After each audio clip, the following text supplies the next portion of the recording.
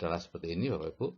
Tahun 81 sampai 97 saya menganggap dokter itu penghasilannya aman dan kaya. Dan karena semua orang menganggap seperti itu, dan saya sendiri juga menganggap diri saya kaya dan penghasilan saya aman. Karena saya bisa bekerja tanpa harus pensiun seperti pada teman-teman yang lain. Nah, pada tahun 97 itu setelah saya membangun rumah sakit di Batu, ada janda dokter yang datang ke rumah secara bergantian tentunya, ya, yang masing-masing jualan door to door. Yang pertama jualan buku anak-anak, yang kedua menawarkan asuransi, kemudian yang ketiga bertemu di rumah sakit sedang mengkreditkan baju-baju ke bidan. Mereka adalah ibu-ibu yang ditinggal suaminya meninggal, yaitu dokter. Dan di situ saya baru menyadari bahwa profesi dokter tidak aman, hanya aman untuk si dokter, tapi tidak untuk keluarganya. Kemudian saya melakukan penelitian pada dokter-dokter yang ada di sekitaran Malang dan Surabaya, dan saya mendapati bahwa pada umumnya dalam waktu 2 tahun rumah itu sudah dijual untuk dikecilkan. Dan semakin besar rumahnya, semakin cepat terjualnya. Nah, di situ saya menyadari bahwa profesi dokter itu tidak aman, Bapak Ibu. Tapi saya tidak tahu apa sebabnya. Baru tahu pada tahun 2000, yaitu ketika buku Rich Dad Poor Dad dan Cash Flow Quadrant dari Robert Kiyosaki diterbitkan di Indonesia. Nah, di situ saya malah dikatakan oleh Robert Kiyosaki bahwa saya ini miskin, karena penghasilan saya adalah penghasilan aktif, yaitu yang disebut uang yang salah. Ya, tentunya saya agak tersinggung, Bapak Ibu. Selama 20 tahun saya bekerja mencari uang, dikatakan bahwa itu adalah uang yang salah. Ya, tapi ternyata memang betul. Nah, di situ saya mengatakan bahwa saya tidak kaya. Kemudian, alhamdulillah, oleh anak saya dipertemukan dengan seorang mentor, dan tahun 2004 sampai 2005 saya diajari untuk membangun aset dan bisnis oleh para mentor. Dan kemudian tahun 17 Agustus tahun 2005 saya berhenti praktek dan pensiun dini, dan sejak itu saya menjadi provokator agar orang tidak bekerja terlalu lama. Sebentar aja bekerja sementara, setelah itu mulailah memperhatikan diri sendiri, keluarga, kesehatan, dan sebagainya. Apapun bisa dilakukan kecuali satu, yaitu bekerja mencari uang. Mulailah membangun aset macam-macam, ya, karena Bapak Ibu akan bisa melakukan itu kalau memiliki kecerdasan finansial. Nah, ini fakta setelah usia 65 tahun di Amerika Serikat karena tidak memiliki kecerdasan finansial. Yang pertama adalah hanya 1% orang yang kaya, Bapak Ibu, 4% orang makmur atau mandiri secara keuangan, 5% masih harus bekerja, yaitu teman-teman saya juga dokter dan pengacara, dan yang 36% meninggal, yang 54% hidupnya tergantung pihak lain, ya, tergantung pada pensiun, tergantung kepada keluarga dan sebagainya. Fakta yang kedua, di Indonesia ini 80% profesional berpenghasilan besar akan jatuh miskin di usia tuanya. Padahal mereka selama hidupnya atau selama aktifnya uang yang dikumpulkan banyak sekali, tapi toh jatuh miskin di usia tuanya karena tidak memiliki kecerdasan finansial. Dan di Amerika 90% penerima lotre besar akan jatuh miskin 3 tahun setelah terima lotre. Wah, ngeri enggak Bapak Ibu? Nah, ini fakta sekarang Bapak Ibu, sebagian besar orang itu memiliki arus uang atau arus kas orang miskin, ya. Jadi pengeluaran pemasukan uang sehari-hari itu seperti pada orang miskin. Ya, orang miskin itu seperti ini Bapak Ibu, ya. Pemasukannya itu berasal dari pekerjaan, apapun pekerjaan Bapak Ibu. Kemudian habis untuk pengeluaran, untuk makan, untuk sewa rumah, untuk pakaian, hiburan, hutang, dan lain-lain.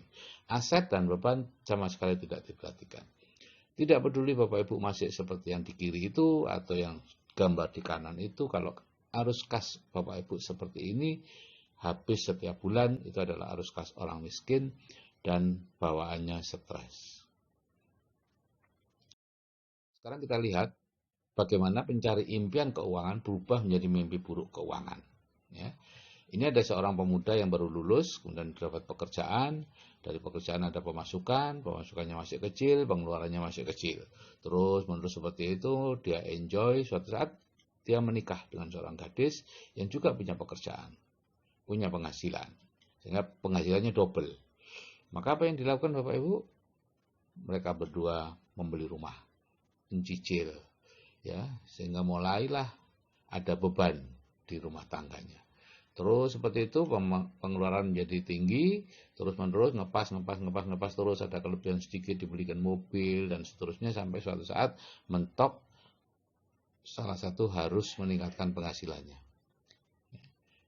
Ada yang mengambil spesialisasi, ada yang sekolah lagi atau mencari pekerjaan tambahan atau apapun. Intinya pemasukan dari pekerjaan semakin besar. Pemasukannya besar, apa yang dilakukan Bapak Ibu? Rumahnya diperbesar, mobilnya diperbanyak, dan lain-lain sehingga bebannya lebih besar, akibatnya pengeluaran lebih besar. Aset yang bisa membantu keuangan mereka sama sekali tidak diperhatikan. Karena tidak tahu bahwa aset bisa membantu keuangan mereka. Jadi ini seperti lari di atas treadmill Bapak Ibu ya, hedonic treadmill, di mana uang itu lewat begitu saja. Kalau Bapak Ibu punya uang agak banyak, tiba-tiba saja terbersit keinginan untuk membeli mobil, untuk memperbaiki lantai, untuk menambah kamar, dan sebagainya. Itulah yang terjadi. Nah, fenomena saat ini Bapak Ibu akibat tidak cerdas finansial itu adalah seperti ini. Yang pertama itu indeks kemakmuran seseorang semakin tua semakin rendah. Ini karena orang tidak tahu yang disebut kaya itu apa sih, miskin itu apa sih. Jadi mereka bekerja justru menjauhi kekayaan, menjauhi kaya. Mereka bertambah miskin. Ya. Karena apa? Karena salah. Mereka menganggap bahwa orang kaya adalah mereka yang berpenghasilan besar, kemudian memiliki rumah besar, mobil, itu orang kaya. Bukan Bapak Ibu, itu mewah Bapak Ibu. Kaya itu bukan mewah. Kalau Anda semakin hidup mewah dengan penghasilan aktif, itu Anda miskin Bapak Ibu. Hati-hati. Yang kedua, semakin tua, seseorang akan bekerja semakin keras. Itu faktanya sekarang ini. Gitu ya. Saya dulu waktu masih dokter junior, itu masih sempat mancing, nukang, ya, menyediakan hobi saya. Semakin senior Bapak Ibu, semakin tidak sempat ternyata. Ya, waktu itu saya bangga. Wah, iya pasien saya tambah banyak dan lain-lain. Tapi setelah mengerti cerdas finansial, itu hanya menunjukkan bahwa semakin bekerja semakin keras itu menunjukkan saya semakin butuh uang. Semakin butuh uang itu menunjukkan bahwa saya sebetulnya semakin miskin, semakin lapar uang. Orang yang kaya itu orang yang uang sudah tidak dibutuhkan lagi, Bapak Ibu, itu kaya. Sudah ada penghasilan yang terus-menerus. Seperti kita sekarang ini, hidup bisa melakukan apa saja, kenapa? Karena udara sudah bebas keluar masuk kita. Di sekitar kita, udara sudah begitu bebasnya sehingga kita tidak lagi mencari udara. Uang seperti itu. Uang itu mirip udara. Pada saat uang bebas keluar masuk dalam kehidupan kita tanpa harus kita cari, maka disitulah kita bisa betul-betul menjadi manusia, melakukan banyak hal, memperhatikan orang lain, selesai dengan diri kita sendiri, tidak terlalu sibuk mencari uang. Jadi Bapak Ibu, semakin tua, sebaiknya pekerjaannya semakin ringan. Kebanyakan orang itu bekerja hanya untuk membayar tagihan saat ini ya, baik tagihan kredit atau tagihan kebutuhan saat ini. Ya. Jadi mereka itu bekerja untuk hidup atau hidup untuk bekerja, hanya itu. Tidak ada anu lain. Kalau pada waktu anaknya ulang tahun, tiba-tiba bosnya manggil, ya mereka berangkat kerja keluar. Seperti saya dulu, kami sedang mau bepergian, tiba-tiba ada panggilan pasien masuk ke rumah sakit, saya harus kembali. Ya, itu bekerja untuk hidup dan hidup untuk bekerja. Ya. Dan itu dikenal sebagai P7, pergi pagi pulang petang, penghasilan pas-pasan. Nah, yang keempat, kondisi seseorang ketika berhenti bekerja atau pensiun kebanyakan sama dengan ketika memulai bekerja pada waktu masih muda dulu, yaitu sama-sama tidak punya uang. Ya. Ini contoh nih, pensiunan seorang dirjen itu sekitar 4 juta rupiah, padahal pada waktu aktif mungkin 40-50 juta. Jadi kalau Bapak Ibu memiliki penghasilan 4 juta rupiah, 1/10 dari penghasilan waktu aktif, hidup di kota dengan rumah besar, mobil dan sebagainya, itu sama dengan tidak memiliki uang Bapak Ibu, stres. Sehingga akhirnya harus mencari pekerjaan lagi, terus menerus seperti itu sampai meninggal. Dan mereka menganggap itu normal-normal saja. Saya setelah memiliki kecerdasan uang, itu tidak normal Bapak Ibu. Gitu ya. Ada yang jauh lebih normal dari itu. Nah, yang kelima ini, semakin besar penghasilan seseorang, biasanya semakin banyak pula hutang dan masalah keuangannya. Jadi hati-hati Bapak Ibu, ini semua akibat tidak cerdas finansial. Apa sih cerdas finansial itu atau cerdas keuangan itu? Yaitu kalau Bapak Ibu mengerti 5 peraturan dasar keuangan, bisa membedakan aset dan beban. Saat ini tidak bisa. Banyak orang menganggap rumahnya aset, padahal bukan, itu beban. Banyak orang menganggap, wah saya punya emas ini aset, bukan Bapak Ibu. Ya. Mengerti arus uang atau cash flow, ya. Ini harus tahu ada 3 macam, arus uang orang miskin, arus uang kelas menengah, dan arus uang orang kaya. Bapak Ibu baru disebut orang kaya kalau Bapak Ibu punya uang, arus uangnya adalah arus uang orang kaya.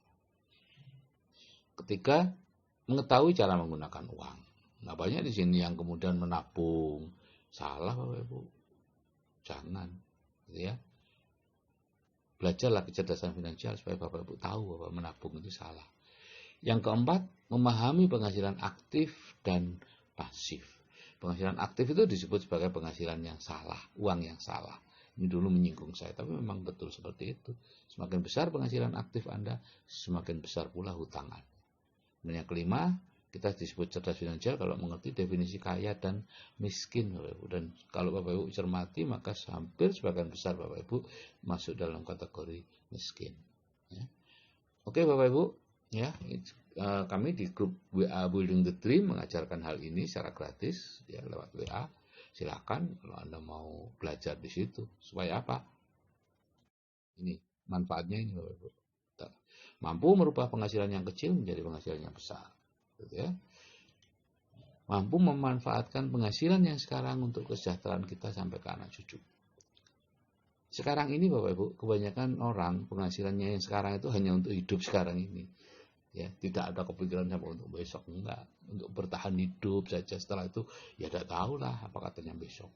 Ada yang bertahan hidup dalam kondisi mewah seperti teman-teman saya, pengacara, dokter dan lain-lain, atau bertahan hidup dalam kondisi yang sederhana, tapi sama-sama bertahan hidup. Ya. Dan kalau Anda cerdas keuangan, bisa menggunakan uang dengan baik, tahu caranya, tahu mencari uang yang benar seperti apa, maka Anda akan memiliki kehidupan yang tenang dan damai.